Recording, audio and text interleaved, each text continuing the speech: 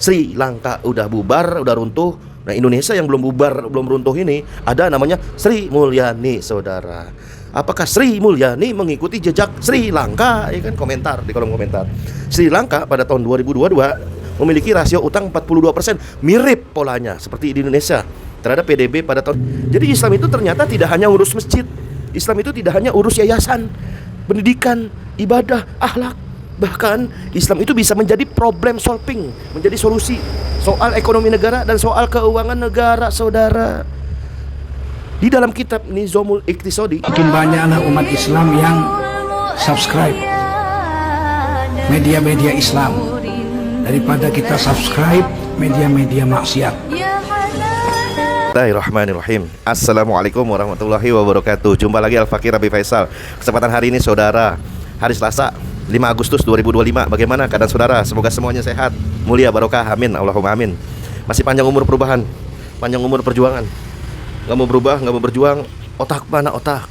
Pakai otak. Nih ASEAN nih, udah kasih tahu nih. ASEAN nih akan memprediksi nih.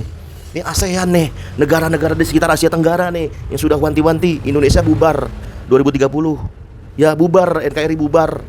Ya kan? Makanya selamatin Indonesia dengan syariat Islam, dengan aturan Allah.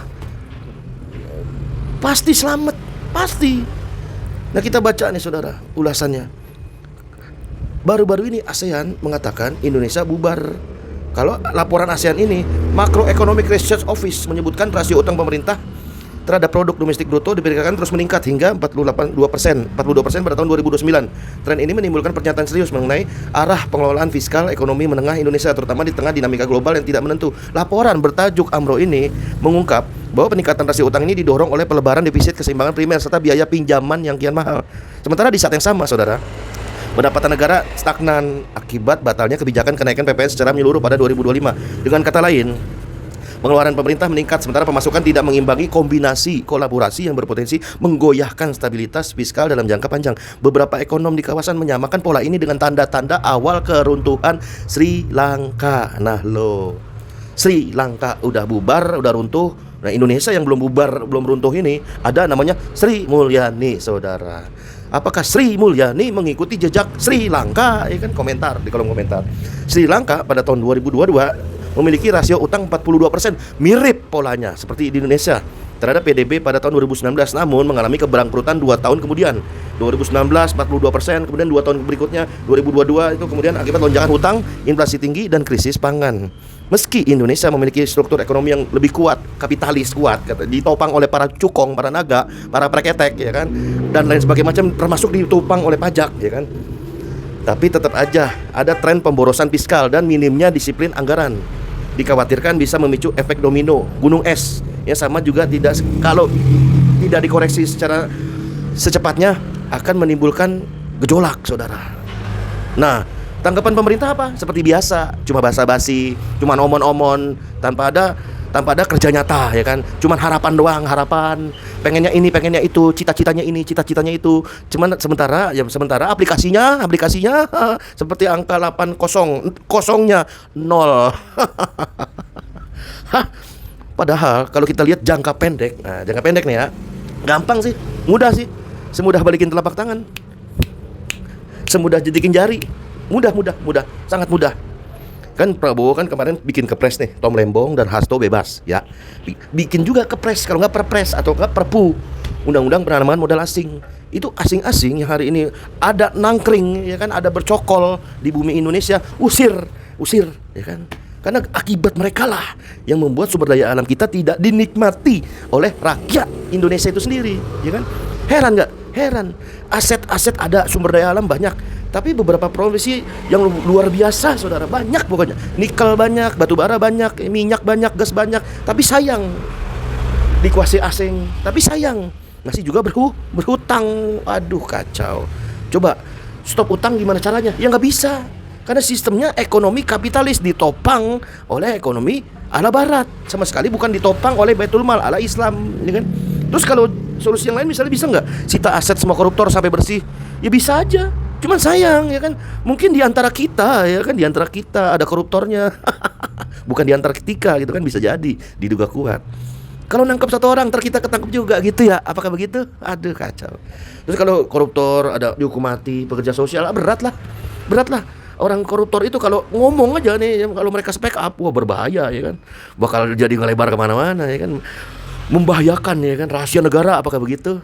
Kacau. Apakah begitu? Komentar di kolom komentar. Baguslah ASEAN yang bilang. Coba kalau Ormas, coba kalau Habib, coba kalau FPI, HTI yang bilang, weh, Indonesia bubar, itu kata siapa? Itu kata HTI, kata FPI ya. Pret, paling dinyinyirin, radikal, ekstremis, terong diiris ya kan. Anak abah, wah sakit hati. Wah, dia ngomong ASEAN. Tentu saja hal ini menimbulkan pertanyaan. Mau sampai kapan begini? Mau sampai kapan? Setidaknya bahkan di dalam Islam, ya mau saat ini juga berubah, detik ini juga, menit ini juga, jam ini juga, hari ini juga bisa berubah. Nggak usah ditanya sampai kapan, hari ini juga bisa berubah dengan syarat ditegakkan sistem Islam kafah. Karena di dalam kitab Nizamul Iqtisadi itu ada aturan tentang ekonomi sebuah negara, bagaimana ekonomi yang bagus, keuangan yang bagus, ada. Bukan nggak ada aturannya. Jadi Islam itu ternyata tidak hanya urus masjid, Islam itu tidak hanya urus yayasan, pendidikan, ibadah, akhlak. Bahkan Islam itu bisa menjadi problem solving, menjadi solusi soal ekonomi negara dan soal keuangan negara, saudara. Di dalam kitab Nizamul Iqtisadi yang sudah Al-Fakir rangkum, itu ada setidaknya ada 5 hal yang harus dilakukan oleh negara kalau pengen keluar dari dikte daripada penjajahan ekonomi barat dan utang luar negerinya. Berikut dengan bunga-bunganya. Pertama, harus dipisahkan dulu nih antara utang luar negeri yang dilakukan oleh pemerintah sebelumnya dengan utang yang dilakukan oleh pihak swasta, baik itu cukong, kapitalis, bandar, bohir. Harus dipisah dulu nih, harus disortir dulu. Itu pertama. Kedua, sisa pembayaran utang luar negeri hanya mencakup sisa cicilan pokoknya saja. Nah, tidak meliputi bunga, karena syariat Islam jelas-jelas mengharamkan bunga. Yang dibayar oleh negara ketika tegak Islam kafah itu hanya bayar pokoknya saja, bukan bunganya. Bunganya dihapus, dibinasakan, saudara, bukan dibina. Kemudian 3, termasuk utang rezim sebelumnya, SBY, Megawati dan Soeharto, rejim-rejim sebelumnya dan lain sebagainya macamnya akan dibayar oleh negara. Yang notabene utang-utang rezim sebelumnya ini hanya pokoknya saja. Nah, cara bayarnya gimana? Dengan mengambil seluruh harta kekayaan yang dimiliki secara tidak sah oleh penguasa rezim sebelumnya, beserta mantunya, kroninya, anaknya, pamannya, itu disita semua hartanya oleh negara buat bayar utang negara dari rezim-rezim sebelumnya. Itu yang ketiga. Keempat, dilakukan itu yang namanya lobby, dilakukan itu yang namanya diskusi kepada pihak debitur, pada pihak pengutang, apakah bersedia memberikan cut off atau pemutihan, apakah bersedia yang namanya bayar pokoknya saja. Nah, jika langkah ini berhasil, berarti tidak lagi menjadi beban. Bila tidak berhasil, negara yang memperjuangkan, yang ditegakkannya sistem Islam kafah itu kepada para debitur, hukumnya adalah perang, saudara, kepada debitur. Nah, gitu kan, perang, jihad, saudara. Nah, kemudian kelima, utang luar negeri yang dipikul swasta nih, cukong, bohir, bandar, naga, setan, dajjal, dan iblis dan lain sebagainya macamnya, baik itu iblis bentuknya perorangan atau iblis bentuknya perusahaan, itu dikembalikan lagi kepada mereka. Biarin mereka yang bayar, bukan negara yang bayar, gitu kan. Masa iblis ngutang kita yang bayar, ya kan? Masa dajjal ngutang kita yang bayar, ya kan? Nah, penyelesaian ini 5 hal tadi secara bersamaan akan menjatuhkan cengkraman negara-negara barat kapitalis atas negeri Indonesia ini, saudara, ya kan?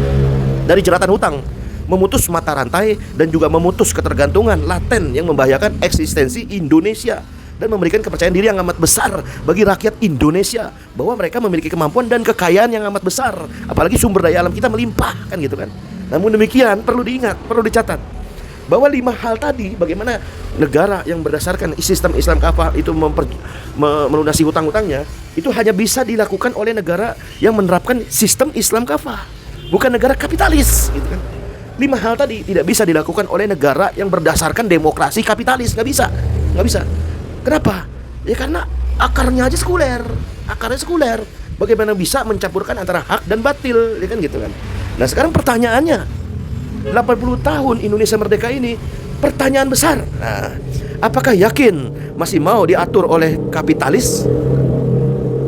Apakah mau Islam kafah? Apa kabar otak?